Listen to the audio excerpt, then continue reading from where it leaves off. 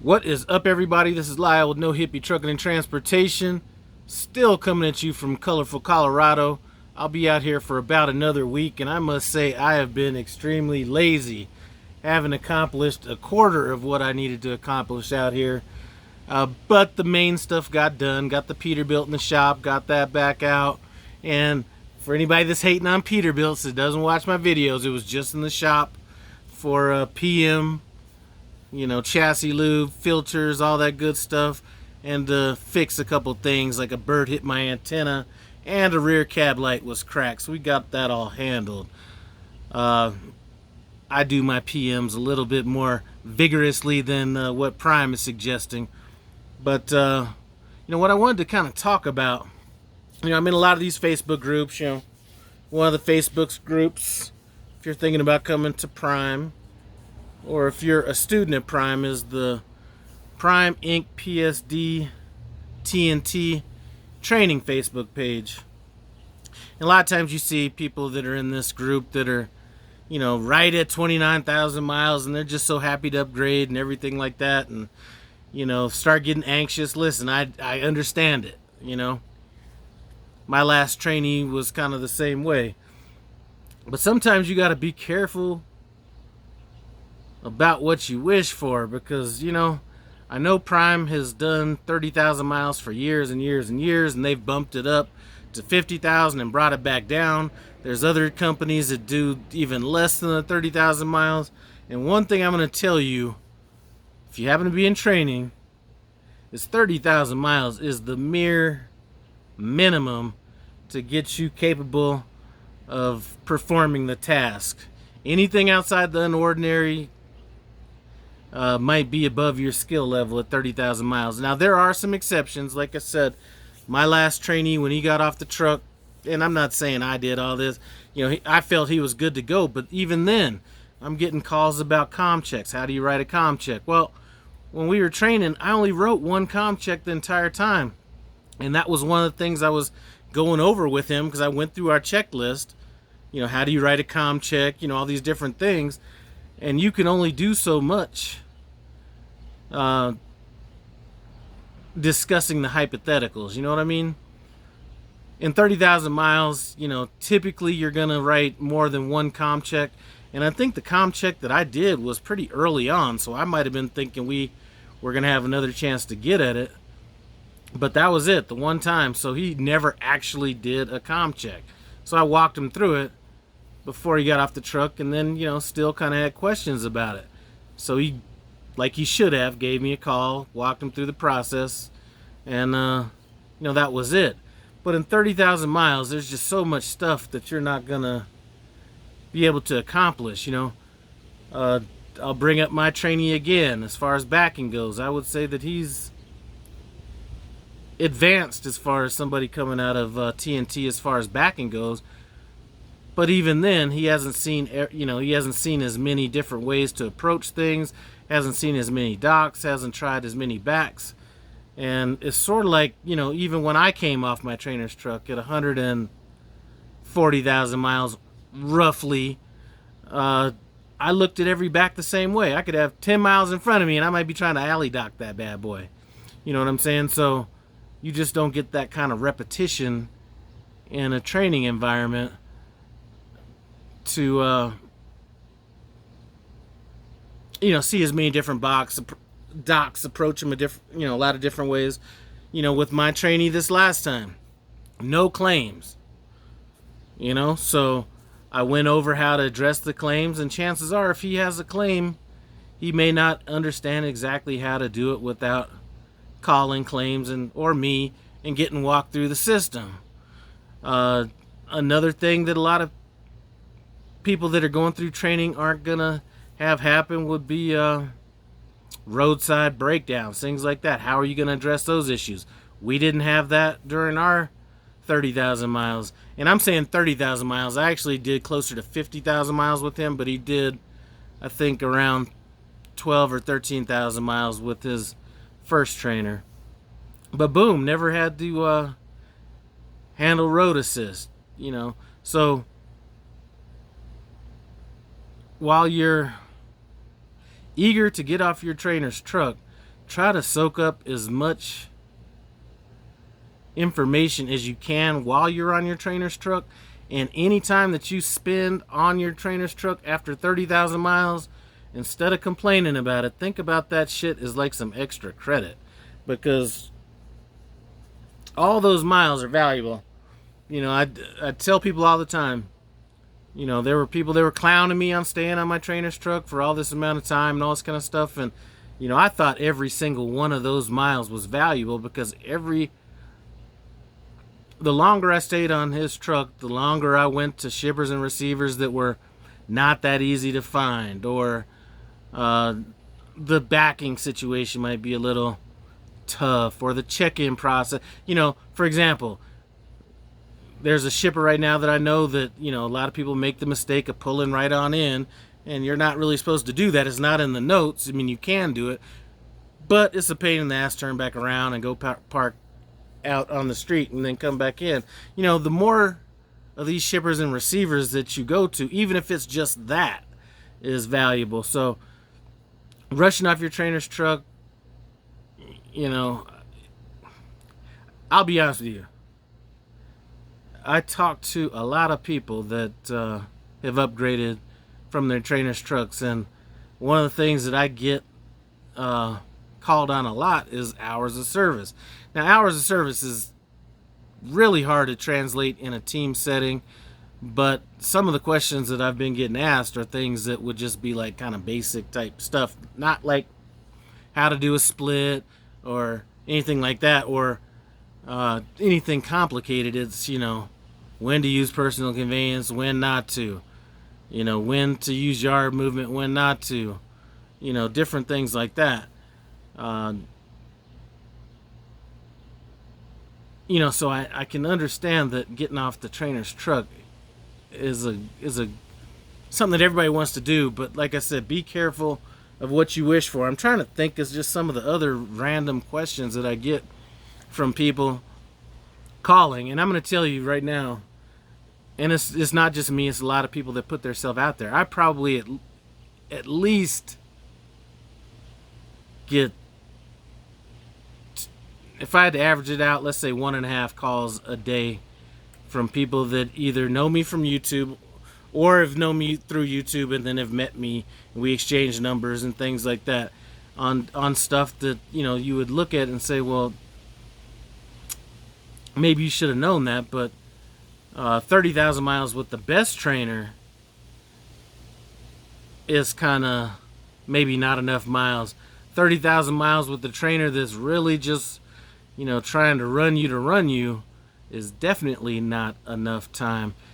You know, there was somebody I was on a Facebook group. She was upgrading and she didn't know how to back. You know, trainer never showed her how to back. She was asking if somebody was coming through Springfield that could help her out of back. And at the time, I was coming through and I thought I was going to have a couple more days, but I didn't, so I wasn't able to help her with that. So hopefully she is going to get that help. But you want to be prepared. And I'm sure if you have 30,000 miles and you don't know how to back, or, you know, in some cases, you know, if you don't know how to put fuel in the truck or do whatever, you know, they probably can get you with another trainer, or not even another trainer, somebody that's already has their truck that wouldn't mind teaming with somebody for a bit. I know I did that with somebody last year for about 3.5 months. But you're going to learn it either way. You're going to learn it the hard way or the easy way. You know, you can jump off your trainer's truck and you will learn it. I mean, this is not rocket science. It's the easiest job you're ever going to have. But if you don't learn it while you're in training, you will learn it, but you'll learn it the hard way. You know, I was talking to somebody and they were like, well, what suggestions do you have? You know, I think if I was to give Prime a suggestion, I know the upgrade process, you know, you go there, you take all these CBTs that you already saw a while back, you know, you do the simulator class and all this kind of stuff. You know, I might tighten that up a little bit. You know, everybody makes fun of Swift, but one thing I do know that they do is you have to pass kind of a test, and I'm not exactly sure what it is, but let's just say what I would do. I would have like a backing situation in real world circumstances. They have all the trailers at Prime. You can set them up a bunch of different ways. Make sure that they're at least capable of backing. Now that logs department might be coming back around, definitely make sure you go through that logs class. I'm not sure if the logs class is still there, but if the logs class is not actually doing classes, you need to call your log advisor and make sure that you guys are on the same page as far as your logs go, and maybe just some other, I think macros are pretty simple. I mean, I know a lot of people that I've seen come out of training don't even do it on the phone app, and I'm just like, well, that doesn't make no sense. You don't need to memorize the numbers if you're looking at your phone and it says, what it is, but I might actually make the upgrade process an actual upgrade process where you have to complete this stuff in order to get on the list for a truck. I don't know, but just seeing far too many people struggling a little bit more than maybe they should when they get off their trainer's truck. It's like I'm saying, this training is up to you. You know what I'm saying? Just because you hit the magic 30,000 miles doesn't mean you are ready to go. If you're with the trainer that you like, maybe you request to stay on with that trainer for a while. Now that they bumped that money up to $900, some of you guys, when you get off your trainer's truck, especially if you go lease and you start playing bumper cars around here, you start getting hit with them deductibles, $900 might be more than what you might be making after a few of those incidents. So don't be feeling like you got to rush off. If you're with a trainer that hasn't taught you anything, get with your fleet manager. Maybe he can set you up with another trainer. If not another trainer, maybe another driver. Just to kind of tighten you up a little bit, get you a little bit more experience. I did that last year. Travis Kinley's done that with a few different trainees, and I think that the people that were with him, although they went through their 30,000 miles, it felt that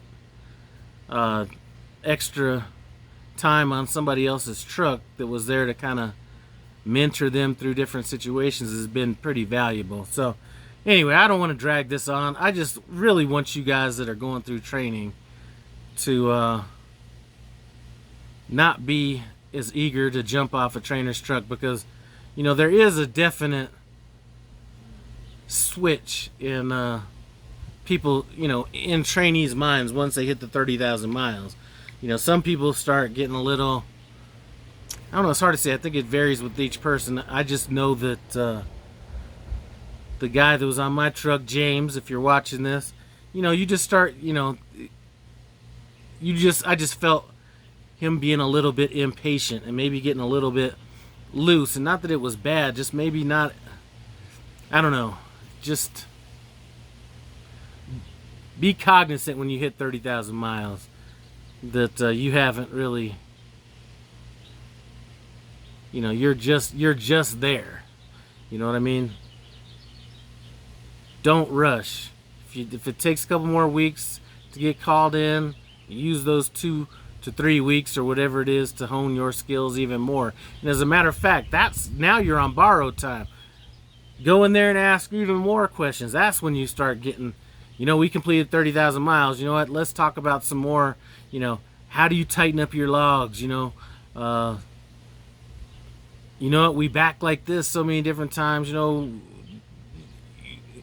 What would you suggest in this? I mean, just get a little bit deeper in the details once you hit that 30,000. If you feel like everything else has been done, if you're on your trainer's truck and you haven't had any of these other incidents, like I said, whether it be road, breakdowns, claims, comm data checks, go over those. There's a checklist you can go through. You can find it on your Prime app. It looks a little bit different. I think they might have replaced it than the one I went through, but any checklist is better than none. Go through that checklist. Boom, I know this, I know this, I know this. Now, what'd you say about this? All right.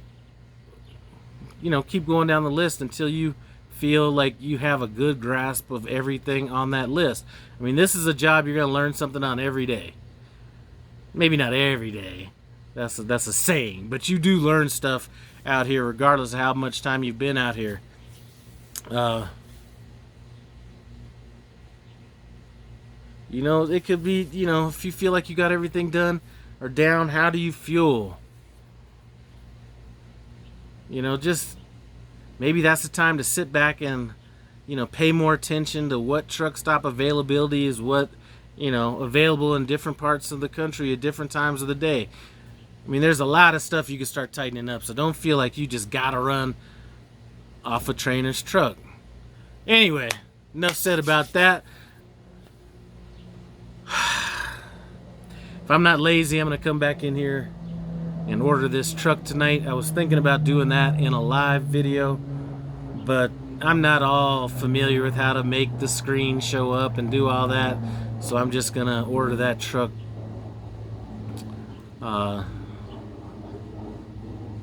just not in video later on tonight. I think I've rambled on enough. I appreciate you guys stopping by No Hippie Trucking and Transportation. Comment, subscribe, and I'm out.